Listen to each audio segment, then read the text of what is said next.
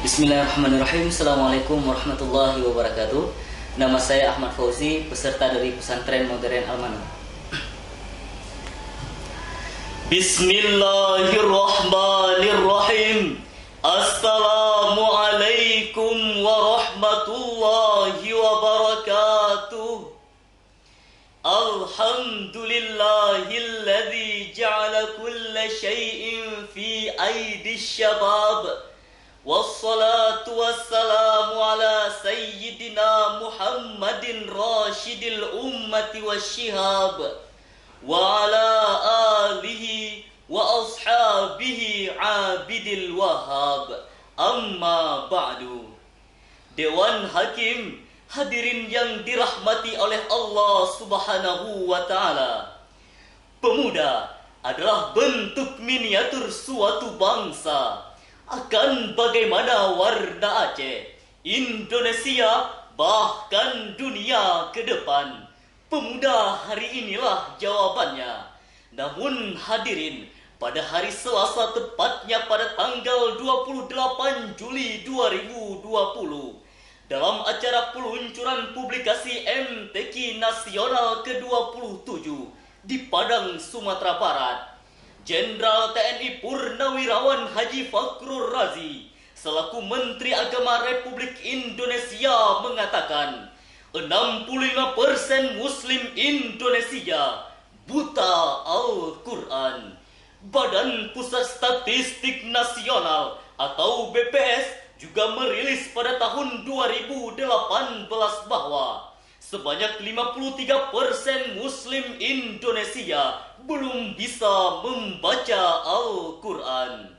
Hadirin, Indonesia adalah negara dengan penduduk Muslim terbesar di dunia.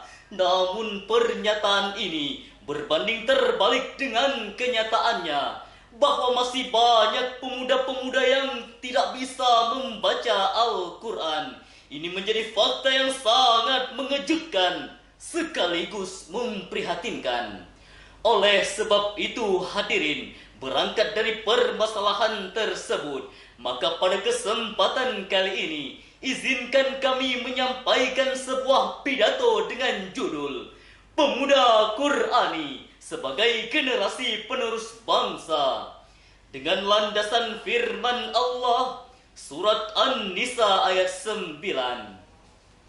A'udzu billahi minasy syaithanir rajim. Bismillahirrahmanirrahim. Wal yakhshal ladzina law taraku min khalfihim dzurriyyatan خافوا عليهم فليتقوا الله وليقولوا قولا سديدا. Dan hendaklah takut kepada Allah orang-orang yang sekiranya meninggalkan keturunan yang lemah di belakang mereka, yang mereka khawatirkan terhadap kesejahteraannya. Oleh sebab itu, hendaklah mereka bertakwa kepada Allah, dan hendaklah mereka berbicara dengan tutur kata yang mulia. Hadirin, ma'asyiral muslimin rahimakumullah, dalam tafsir Sawi ala Tafsiril Jalalain yang kalangan As-Sayuti halaman 273 baris pertama dijelaskan bahwa secara lughawi al-waw wawul atfi wal lam lamul amri, yakhsha fi'lul mudhari' majzumun bilamil amri. Istinbatnya wal yakhsha adalah sighatul amri. Dalam kaidah usul fikih dikatakan bahwa al-aslu fil amri lil wujub. Pada dasarnya perintah itu merupakan kewajiban. Dengan demikian, wajib hukumnya bagi kita merasa takut jika meninggalkan generasi yang lemah. Hadirin, lalu bagaimanakah kondisi pemuda kita saat ini? Alhamdulillah, tidak sedikit pemuda yang haus kepada ilmu pengetahuan, memiliki prestasi dan dedikasi yang menakjubkan, menghiasi hari-hari dengan sikap ikhlas, mau bekerja keras, memiliki otak yang cerdas demi mencapai kehidupan yang selaras dan tidak bermental double standar. Akan tetapi, kita juga sadar bahwa masih banyak pemuda-pemuda yang terjebak kepada jangkis jalanan, kelompok tak bertuan, menggadaikan diri di pinggir jalan, melacurkan akidah hanya demi lembaran rupiah. Na'udzubillah, summa na'udzubillah. Hadirin, timbul pertanyaan, apa konsep dan resep yang paling ampuh untuk meraih generasi yang intelek dan Qur'ani? Sebagai jawabannya, firman Allah surat Yunus ayat 57. Bismillahirrahmanirrahim. Ya قد جاءتكم موعظة من ربكم وشفاء لما في الصدور وهدى ورحمة للمؤمنين صدق الله العظيم.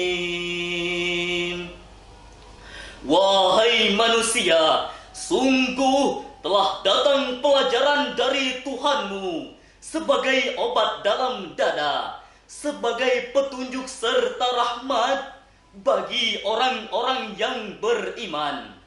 Hadirin, ma'asyiral muslimin rahimakumullah. Dalam tafsir Jalalain yang diterbitkan oleh Maktabah Lebanon, cetakan pertama halaman 251 dijelaskan bahwa yang dimaksudkan dengan mau'izatum mir rabbikum adalah Al-Qur'anul Karim yang di dalamnya dijelaskan hal-hal yang bermanfaat dan yang mudarat bagi manusia. Kemudian syifa'ul lima fis sudur, yaitu penawar bagi penyakit-penyakit yang ada di dalam dada, yakni penyakit akidah yang rusak dan tipu daya syaitan.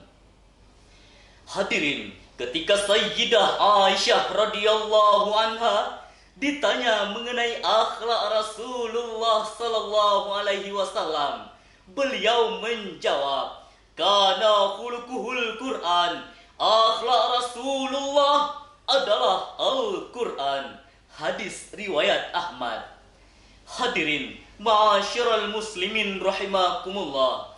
Ayat dan hadis tadi merupakan landasan filosofis bagi saya dan kita semua bahwa untuk menjadi generasi yang beridentitas dan berkualitas haruslah mampu menjadikan Al-Qur'an sebagai acuan dan landasan dalam setiap gerak dan pergerakan, dalam setiap hidup dan kehidupan, serta menjadikan Al-Qur'an sebagai lampu penerang di tengah-tengah kegelapan zaman.